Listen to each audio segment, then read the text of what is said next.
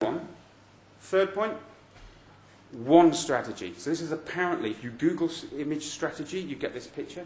This is something to do with sport. So the crosses, they're the bad guys. The circle lets you never play sport. One strategy. So I think someone referenced this with the golf course gag earlier on. And I don't think this is the fault of anyone in this room, by the way. So you're an agency and you're working with a big brand and you're doing all kinds of good stuff around the digital. You've got a bit of TV, radio, all this sort of good stuff going on here. All joins up together and that's all wonderful. And it's the same message and it's the same theme song and the same funny character that you run an award for and everything. And then the CEO of said brand is on the golf course one Tuesday lunchtime with the CEO of some other company. CEO of some other company says, "Oh, got a marvellous iPhone app, only costs us £150,000. CEO comes back and shouts at some poor underling, "Why haven't we got an iPhone app? I want one by Tuesday." And they go and build some farting fish application with their logo on it. So you've got all this good stuff that you've done over here, instantly diluted and corrupted by this sort of second strategy. I don't know how you're entirely going to fix this, other than maybe everyone you work with just really proactively say, "Are you thinking of doing an iPhone app? Then stop." There is nothing, it's not a separate strategy. It's part of the same strategy. Lastly, of the four things, the four sort of doozies, the four holes not to fall into. Pigeonholes. The idea that you would slice your demographic by their technology choices. Technography, as it's called. So you're going to produce an application for iPhone users who are, as we said, less than 4% of the population, who therefore for any brand are a tiny little, and we're going to give them this wonderful, special experience, and we're kind of basically going to ignore everyone else. This leads to, I see this in front of my eyes about 20, 30 times a day in the office. This is a thing called cognitive brand displacement. My term.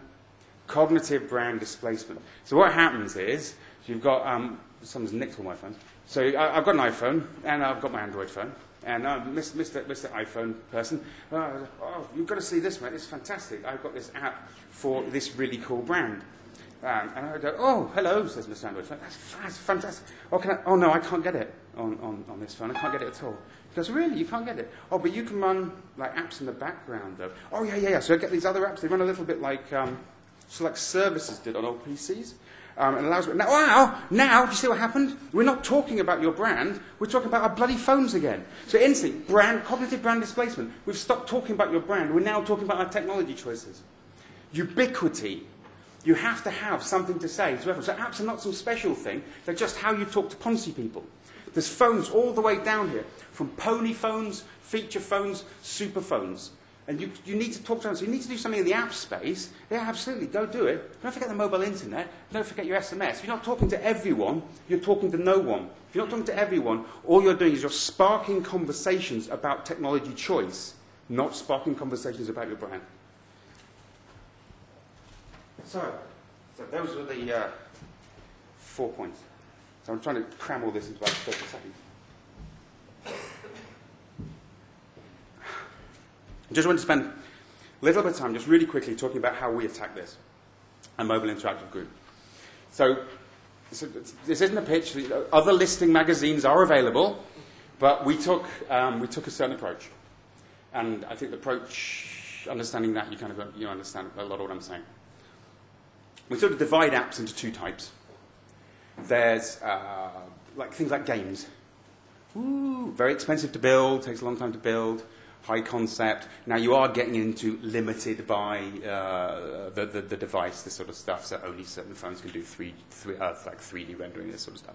Limited by that. You need to be very creative in how you would turn that into something that would work only by SMS. This sort of stuff. So there's that sort of side. These are expensive. They take a long time to build, and they have a short life. Campaign ads. The water slide ad would be an example of this.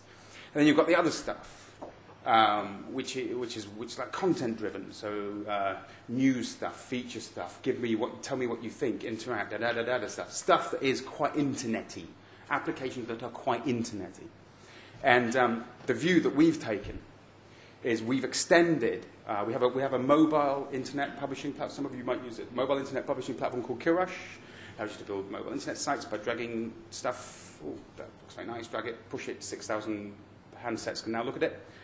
That same technology, we're incorporating something called Droids, which is technology that we're creating, that then allows us to, using that same markup, we can actually create applications across all of these devices that basically feed the same set of features.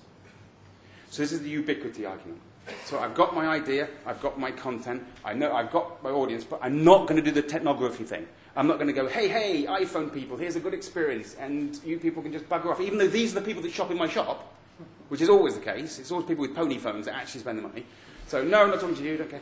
I'm just going to do it with, people that work in the agency and my boss, basically.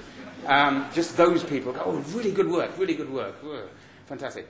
But to give us that ubiquity, so the ubiquity across mobile internet, across applications. When you take that view, then you realize that apps are just an extension of the mobile internet. So yes, they do stuff like they work on the train. When we don't have mobile internet connection, they do stuff like that. Yeah, so does the Chrome browser on your PC. Although that might stop. Apparently Google are going to stop supporting Gears for some reason in favor of supporting HTML5. Yeah, okay. Yeah, again, there's no rocket science here. There's no rocket science around anything. It's an extension of stuff that we know that we should feel reasonably comfortable with. So finally, in summary, so if you remember that we sort of start off with loads and loads of sort of technology stuff, terribly confusing, lots of geeky people doing things. A couple of visionaries come along and they turn that into a platform that people like normal people with sex lives, could potentially use to make money. We get involved and engaged in that. We get very excited, but we need to move that through to success. 4 points for doing that. 1, forget the tech, distance yourself from it. It's evil. Look what it did to the people who are interested in it. Market your product so things don't sell themselves. That is still true, even when it's an iPhone app, would you believe? 1 strategy. Mobile has this amazing ability to join up campaigns. Other people said this much better than I earlier in the day, but you join up. It's the clicks to mortar thing. You can go from the internet to the physical shop using a mobile phone. It's the only technology that allows you to do that. You can go from an advert you saw on the TV to a viral video clip that you send to all your mates. It joins up all of the other things that we do. To allow something like apps to create a siloed, arm's length, separate strategy is absolute suicide. 1 strategy, and it's really more about telling your clients not to do it than it is. I'm pushing against an open door here, I get that. And the other one is say no to technography. The idea that you will do a nice little shiny sort of like, oh, look at me thing, for a very small group of people, again, it's nuts, and it's insulting, and it's stupid. And you wouldn't do it with the internet. You would not launch a site that only bloody worked on Chrome. You wouldn't do it. So why would you launch something to do with mobile internet that only works with tiny, tiny, tiny percentage of people? And finally, the future looks like now.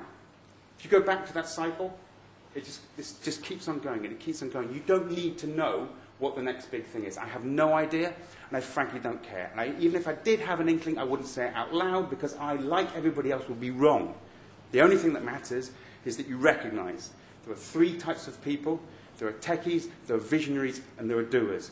That there's a cycle, and it goes round. And so long as you're participating in it, you're driving it round. And so long as you listen, and you're willing to make a dick of yourself occasionally, you will benefit from it. Thank you.